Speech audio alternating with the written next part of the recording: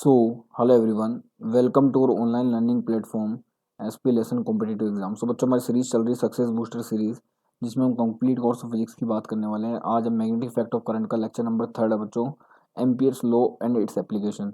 इसके पहले 2 लेक्चर हो चुके हैं बच्चों। तो अगर आप इस चैनल पर नए हैं तो लाइक सब्सक्राइब और शेयर करें, और पुराने हैं तो लाइक और शेयर करना ही है। इस वीडियो का PDF भी आपको लिंक डिस्क्रिप्शन में मिल जाएगा। तो जो एम्पियर्स लॉ के बारे में बात करते हैं, एम्पियर्स लॉ एक अनदर मेथड है जो कैलकुलेट करता है बच्चों मैग्नेटिक फील्ड, और किसकी वजह से, करंट डिस्ट्रीब्यूशन की वजह से। तो line integral of the magnetic field b vector around any close loop is equal to the mu naught times the net current I threading through the area enclosed by the curve. It means the integration in closed loop B dot dl which is equals to mu naught summation I। यहाँ पे जो summation आई होगी बच्चों, वो इस close loop के अंदर ही current होनी चाहिए, बाहर वाली करंट का कोई रोल नहीं है यहाँ पे। ओके, और आप इसकी जगह एक the total current crossing the above area is I1 I2 and I3। ये I4 I5 जो बच्चों इस क्लोज लूप के बाहर है, इसका कोई रोल नहीं है। ओके, तो any current outside the area is not included in net current. तो जब आप म्यू नोट समीशन आई लिखोगे तो समीशन आई में इस बाएं आउटर सर्किट के लिए कोई भी करंट नहीं आएगी। तो आउटर अगर कोई आउटवर्ड डायरेक्शन में है, मतलब जो डॉट है उसको आप पॉजिटिव लोगे, और जो इनवर्ड डायरेक्शन में जैसे क्रॉस है तो उसको आप नेगेटिव लोगे। ओके बच्चों, तो डॉट को जोड़ दोगे, आप दोनों को ऐड कर दिया तो I1 प्लस I3 आ गया, और क्रॉस को उसमें से माइनस कर दोगे तो ये आ जाएगा I2। ओके, इस तरह से अगर आप इस फॉर्मूले को और रिफॉर्म करना चाहो तो कैसे कर सकते हो। बी वेक्टर जो होता है mu nought into H vector के इक्वल होता है, जहाँ एच वेक्टर क्या है बच्चों, मैग्नेटाइजिंग फील्ड है। तो इस बी वेक्टर की जगह आप रख दोगे mu naught h dot d l, वो भी किसके बराबर आएगा, म्यू नोट समीशन आएगी। इसको एच डॉट डी एल करोगे तो म्यू नोट से म्यू नोट कैंसिल आउट हो जाएगा, वो किसके इक्वल आएगा बच्चों, समीशन आई के। इसके अलावा आता है बायो सावर्ट लॉ और ampere law. Biot Savart law क्या बच्चों, this law is valid for all current distribution. ये जो है सिमेट्रिकल करंट डिस्ट्रीब्यूशन के लिए वैलिड होता है Ampere's law. This law is differential form of b vector और एच वेक्टर, और ये जो है बच्चों वो इंटीग्रल फॉर्म है basically. This is the law of the integral form of b vector and h vector. This Biot Savart का जो लॉ है based only on the principle of magnetism, जबकि एम्पियर्स लॉ है बच्चों वो किस पर बेस्ड होता है, प्रिंसिपल ऑफ इलेक्ट्रोमैग्नेटिज्म। जैसे आपके सामने एक सवाल दिया हुआ बच्चों कि 8 वायर्स हैं, cut the page perpendicular to the point shown, each wire carries current I nought. Okay, odd currents are out of the page and the even currents into the page. Okay, find the line integration B dot dl in closed loop along the loop। अब आपको पता है बच्चों ये चारों जो है इस लूप के बाहर हैं, 1 3 6 और 7, तो इनका कोई रोल नहीं है। रोल किसका है, 8 5 2 और 4 का। अब बच्चों 5 तो आ रहा है बच्चों बाहर, और 8 2 और 4 आ रहा है अंदर। तो ये I note plus I note plus I note, ये हो गया 3 I नोट में से एक I नोट माइनस हो गया 2 I नोट। तो integration b dot d l which is equal to summation i into mu nought. Summation i कितना हो गया 2 I नोट, तो ये हो गया 2 म्यू नोट I नोट, ये आपका आंसर आ जाएगा। तो इस तरह से आपको कोई भी लूप सोल्व कर सकते हो बच्चों जिसके अंदर करंट डिस्ट्रीब्यूशन दे रखा हो। फिर आता है बच्चों इसकी कुछ एप्लीकेशंस है एम्पियर्स लॉ के। तो पहला आता है magnetic field due to a cylindrical wire. तो magnetic field due to a cylindrical wire is obtained by the application of Ampere's law. Okay, अब एम्पियर्स लॉ में बच्चों इसमें 3 जगह आप मैग्नेटिक फील्ड निकाल सकते हो, एक तो आउटसाइड, एक सरफेस पर, एक अंदर। तो अगर सॉलिड सिलेंडर हुआ तो आउटसाइड सरफेस कुछ इस तरह से होगी, outside the cylinder. Thin hollow cylinder हुआ जिसमें केवल एक रेडियस कैपिटल आर, इससे स्मॉल आर डिस्टेंस पर कोई पॉइंट पी है, वहाँ पे आपको मैग्नेटिक फील्ड फाइंड आउट करना है। और अगर थिक होलो सिलेंडर हुआ जिसमें ये कंसेंट्रिक रिंग्स होती हैं बच्चों, तो इससे आर डिस्टेंस पर पॉइंट पी पर मैग्नेटिक फील्ड आप इस तरह से फाइंड आउट करोगे। तो ये तीनों तरह के सिलेंडर अपने देख लिए बच्चों। तो in all about the cases magnetic field outside the wire at point p, वो कैसे लिखोगे, integration b dot d l जो होगा म्यू नॉट समीशन आई के होगा। समीशन आई कितना है यहाँ पे, स्मॉल आई। ओके, अगर मैग्नेटिक फील्ड कांस्टेंट है बच्चों उसको बाहर ले लिया, integration d l which is equal to mu nought i.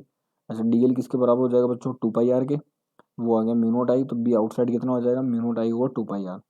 अच्छा, in all about the cases b surface कितना आ जाएगा बच्चों, बी सरफेस आ जाएगा जब स्मॉल आर की जगह आप कैपिटल आर रख दोगे, तो स्मॉल आर कैपिटल आर बराबर होंगे सरफेस के ऊपर। तो स्मॉल आर की जगह अगर आप कैपिटल आर पुट कर दोगे तो ये आ जाएगा mu nought i over 2 pi r. Inside the hollow cylinder, तो magnetic field inside the hollow cylinder is zero. तो चाहे थिन होलो सिलेंडर हो चाहे थिक होलो सिलेंडर हो, तो ये जो सरफेस है होलो टाइप का, इसमें तो बी जीरो होगा, लेकिन ये जो सॉलिड पार्ट दिख रहा है आपको, ये इसमें बी जीरो नहीं होगा बच्चों। ओके, अब इनसाइड द सॉलिड सिलेंडर की बात करें बच्चों, तो आपको एक एम्पीरियल लूप कंसिडर करना पड़ेगा। Current enclose by the loop L is lesser than the total current. ये तो आपको पता है बच्चों, टोटल करंट से तो कम ही आएगी इसमें करंट, क्योंकि टोटल करंट इस पूरे में है बच्चों।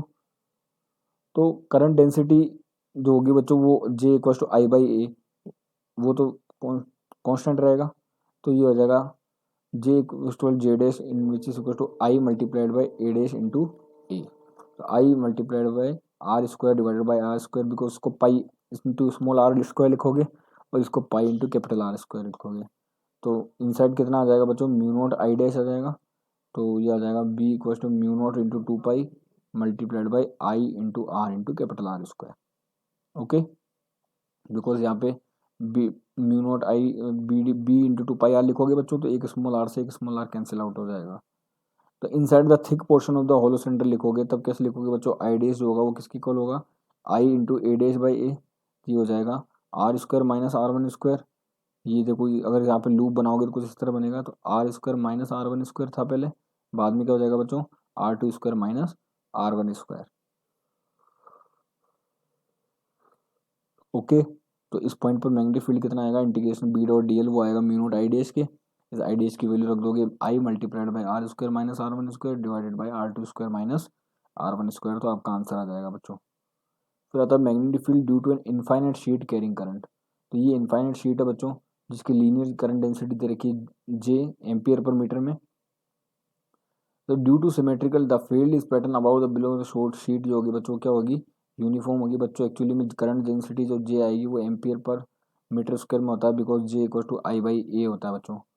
तो कंसिडर स्क्वायर लूप जो है जिसकी साइड लेंथ दे रखी है आपको एल इस क्वेश्चन में, और आप इसको अगर फिगर आउट करोगे तो ये कुछ इस तरह से बनेगा बच्चों, जिसकी लेंथ एल दे रखी है। इसमें मैग्नेटिक फील्ड जो है क्रॉस है, मतलब बाहर की तरफ आ रहा है, और ये मैग्नेटिक फील्ड लाइन से बच्चों। तो करंट डेंसिटी जो होगी वो कितनी किसकी इक्वल हो जाएगी, i equal to j into L.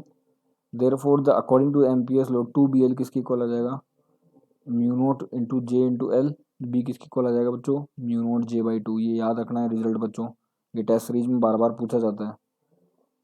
फिर आता है बच्चों सोलेनॉइड। सोलेनॉइड क्या है, solenoid A cylindrical coil of many tightly wound turns of insulated wire, जैसा कि आपको डायग्राम में दिख रहा है, with generally diameter of the coil smaller than its length is called solenoid. तो सोलेनॉइड बच्चों बहुत सारे इसके ऊपर टाइटली वाउंडेड टर्न्स होते हैं इंसुलेटेड वायर्स के, और ये कुछ इस तरह से दिखाई देती है बच्चों, जैसा कि आपको डायग्राम में दिख रहा है। तो इस मैग्नेटिक फील्ड जो होगा बच्चों वो क्या होगा, produce around and within the solenoid. The magnetic field within the solenoid is uniform and parallel to the axis of solenoid. ये parallel to the axis of solenoid होगा बच्चों।